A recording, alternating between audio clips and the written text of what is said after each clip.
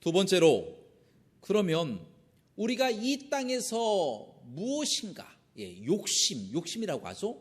소망을 품는 것, 가지고 싶은 어떠한 소망을 품는 것, 그것은 잘못된 것인가요? 라고 하는 질문을 할 수 있습니다. 그러니까 이 땅에서 무엇인가 갖고 싶은데, 무엇인가 되고 싶은데 라고 하는 꿈을 품는 것, 그것이 잘못된 것인가요? 라고 질문할 수가 있다는 것입니다. 단도직입적으로 말씀드립니다. 아닙니다. 유다 지파 야베스만 봐도 그가 주께 이렇게 기도를 하지 않습니까?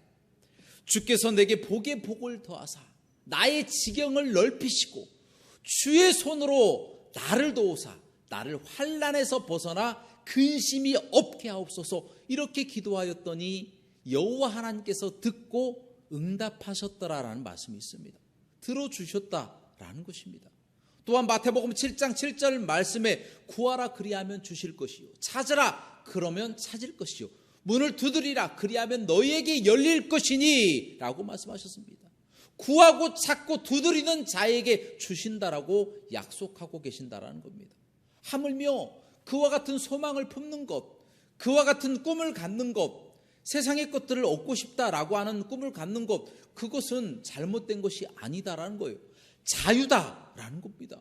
소망을 품는 것, 꿈을 갖는 것, 그것이 잘못된 것입니까? 올바른 거예요. 자유다라는 겁니다. 성경이 그렇게 증언하고 있다라는 겁니다. 그런데 문제는요, 믿는 사람에게는요, 이와 같은 소망이 이루어지기 위해서는 한 가지 조건을 이행해야 한다는 겁니다. 그 조건이 무엇이냐? 바로 예수님 안에 거해야 된다라는 겁니다. 예수님 안에 거해야 하나님께서 그 소망을 이루신다라는 것입니다. 오늘 본문 말씀 요한복음 15장 5절부터 7절에서 예수님께서 무엇이라고 말씀하십니까? 나는 포도나무요 너희는 가지라. 그가 내 안에 내가 그 안에 거하면 사람이 열매를 많이 맺나니 나를 떠나서는 너희가 아무것도 할 수 없습니다. 너희가 내 안에 거하고 내 말이 너희 안에 거하면 무엇이든지 원하는 대로 구하라 그리하면 이루리라 라고 말씀하셨습니다. 예수님은 자신을 포도나무라고 말씀하시고 우리를 가지라고 말씀하십니다. 이 가지는요, 포도나무를 떠나서는 살 수도 없고 열매를 맺을 수도 없습니다. 마찬가지로 성도도요, 예수님을 떠나서는 열매를 맺을 수가 없습니다. 소원이 이루어질 수가 없어요. 마음의 소망이 결단코 응답되지 않는다라는 것입니다.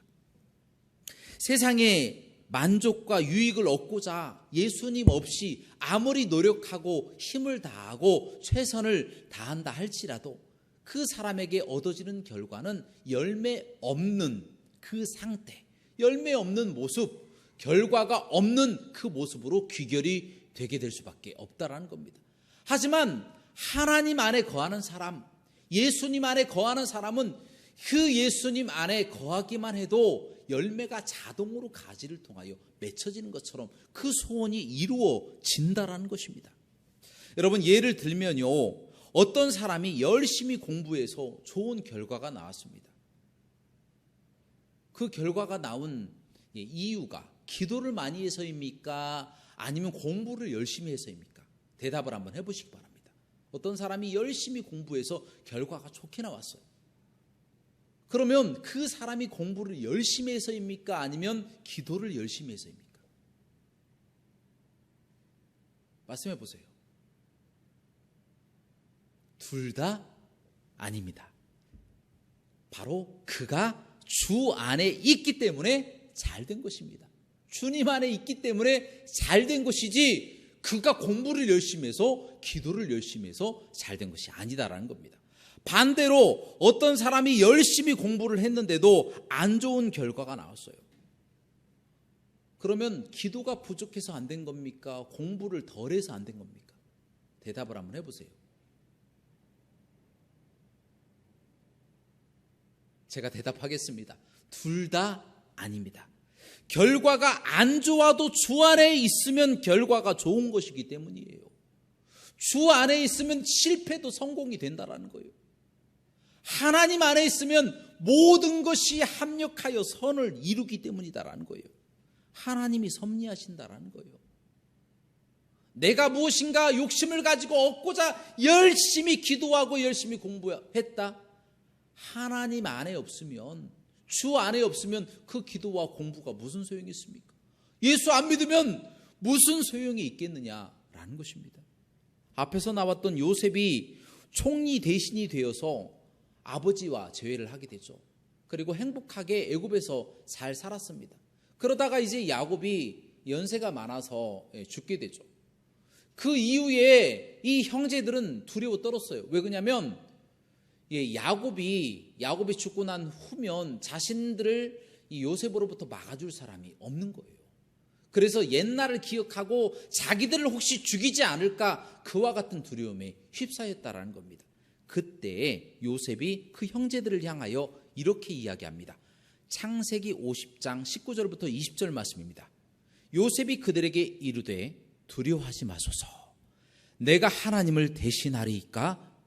당신들은 나를 해하려 하였으나 하나님은 그것을 선으로 바꾸사 오늘과 같이 많은 백성의 생명을 구원하게 하시려 하셨나니, 이렇게 이야기했다라는 겁니다. 이 이야기의 내용인즉 비록 형들에게 팔려서 제가 이처럼 고생을 많이 하고 쓴 물을 많이 먹었지만 이 모든 것은 바로 하나님의 섭리였습니다. 이 세상 사람들이 다 가뭄으로 죽게 생겼으니까 하나님이 가나안 땅에서 저를 선택하셔서 저를 애굽 땅으로 보내서 이 애굽 사람들뿐만 아니라 전 세계 사람들을 다 살리기 위해서 저를 그곳으로 보내신 것입니다 라고 고백하였다라는 것입니다. 누구의 죄도 묻지 않고 하나님이 하셨다고 고백한 것입니다. 사랑하는 여러분, 이처럼 성도는요 우리의 앞길에 어려운 일이 닥칠 수가 있다는 거예요. 잠깐은 망해가는 모습을 볼 수도 있어요. 잠깐은 고통 가운데 죽어가는 모습을 볼 수도 있다는 거예요. 하지만 필경은 하나님이 그를 합력하여 선을 이루듯이 붙잡아서 세상 사람들을 살리고 그 사람을 결국에는 승리하게 하신다라는 겁니다. 가장 좋은 길로 인도하신다는 겁니다. 누구에게요? 주 안에 있는 자들에게 이와 같은 축복을 주신다는 겁니다. 혹시 지금 많이 힘드십니까? 혹시 지금 억울한 일을 당하십니까? 혹시 지금 마음이 슬프십니까? 어찌할 바 몰라서 방황하고 계십니까? 잘못된 선택을 하려고 두려워하고 계십니까? 그러나 하나님은요, 당신을 사랑하십니다. 하나님은요, 당신을 영원토록 기다리고 계십니다. 당신이 변화되어서 회복되어서 하나님 안에 들어올 때까지, 주 안에 들어올 때까지 주님은 기다리신다라는 것입니다. 사랑하는 여러분, 그러므로 하늘보다 높으신 하나님을 신뢰하고 주 안에 있기를 바라시기 바랍니다. 빈들에 있든지 살아 있든지 슬픔 가운데 있든지 고통에 쓴 물을 먹고 있든지 하나님 안에 계시기 바랍니다. 그러면 지금은 슬프지만 그것이 끝이 아니고요, 결국은 바다보다 깊으신 그 사랑으로 우리의 눈물을 닦아주시고 우리 마음을 위로하시고 참된 평안을 허락해 주실 줄로 믿습니다. 마지막으로 이 말씀 봉독하고 말씀을 맺겠습니다. 이사야서 55장 8절부터 9절의 말씀입니다. 여호와의 말씀에 내 생각은 너희 생각과 다르고 내 길은 너희와 다르다. 하늘이 땅보다 높음같이 내 생각은 너희보다 높으며 내 길은 너희보다 높으니라 라고 말씀하셨습니다. 이 말씀처럼 모든 것이 다 높으신 하나님께 모든 것을 다 맡기고 주 안에 거하는 자, 그 사람이 복받은 사람이고 그 사람이 꿈을 이루는 사람이고 그 사람이 장래에 세상의 모든 사람들을 다 살릴 사람이다 라고 하는 것을 깨닫고 그와 같은 삶을 살아가시기를 주 예수 그리스도 이름으로 간절히 축원합니다. 함께 기도하시겠습니다. 은혜가 풍성하시고 자비로우신 하나님, 우리는 참으로 믿음이 연약하고 또 심지가 약하여서 하나님이 우리를 사랑하시고 인도하시고 붙잡아 주신다는 것을 알면서도 늘 좌로나 우로나 치우치며 살아갈 때가 많이 있습니다. 우리는 주 안에 거하고 있습니다. 하나님, 우리에게 해결하지 못할 문제가 뭐가 있습니까? 우리가 이겨내지 못할 문제가 무엇이 있습니까?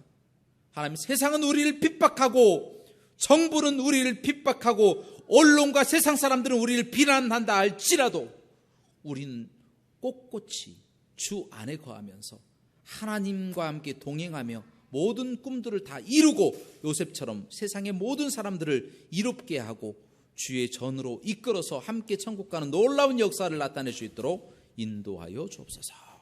모든 영광 하나님께 돌리기를 원하며 예수 그리스도 이름으로 간절히 기도합나이다. 아멘.